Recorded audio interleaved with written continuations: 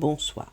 Ce soir, c'est Mamé qui raconte l'histoire de Kirou, le petit kangourou curieux. Il était une fois Kirou, un petit kangourou d'Australie, tout juste sorti de la poche de sa maman. Depuis qu'il était devenu grand, Kirou furetait partout, s'intéressait à tout, s'étonnait de tout. C'est Dame Kangourou, sa voisine, qui l'intriguait plus que tout. Il trouvait qu'elle avait une drôle de façon d'avancer à petits pas pressés, regardant toujours où elle posait les pieds. Jamais il ne la vit sauter, chose étonnante chez les kangourous.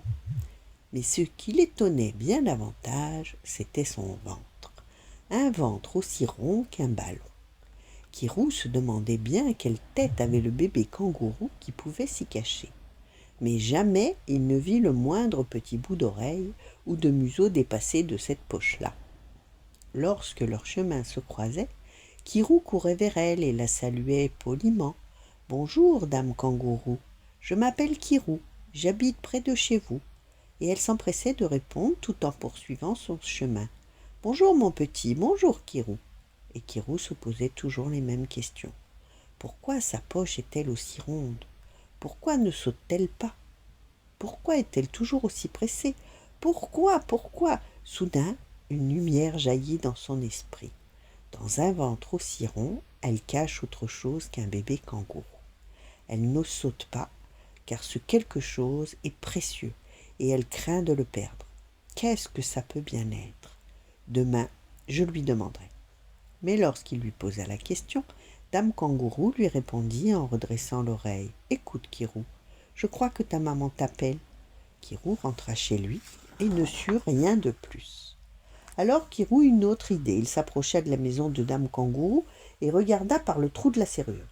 Il cligna des yeux plusieurs fois pour être sûr de bien voir, tant sa surprise était grande. Dame Kangourou avait vidé sa poche pour se reposer, et à côté d'elle s'élevait une vraie montagne de pièces d'or. C'était donc cela qui l'empêchait de sauter et même de prendre le temps de bavarder. Pauvre dame Kangourou, se dit-il. Il s'éloigna sur la pointe des pieds en pensant que ce n'était pas une vie de kangourou que de veiller sur un tel trésor. Un jour qu'il sautait de ci de là, il vit quelque chose briller au soleil. C'était une pièce toute dorée. À 2 bonds de là, il en vit une autre, puis encore une autre.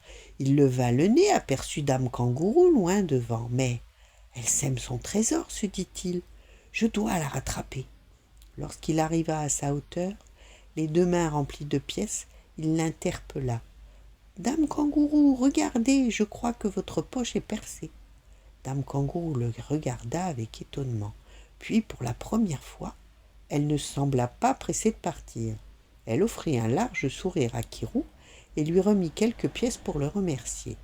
Est-ce pour cette raison que les petits kangourous sages reçoivent régulièrement de l'argent de poche? Depuis ce jour, Dame Kangourou n'est plus tout à fait la même. Elle n'avait plus un ventre aussi rond qu'un ballon et elle faisait des bonds joyeux comme tous les kangourous. Kirou n'osa jamais lui demander où elle avait caché toutes ces pièces d'or. Quelque temps plus tard, il croisa Dame Kangourou qui semblait ravie de le rencontrer. « J'ai un secret à te confier, lui dit-elle. » Puis elle lui chuchota quelque chose à l'oreille. Les yeux de Kirou s'illuminèrent, car maintenant, au fond de sa poche, Dame Kangourou cachait un autre trésor, un adorable petit kangourou. Voilà, bonne nuit, faites de beaux rêves et à demain.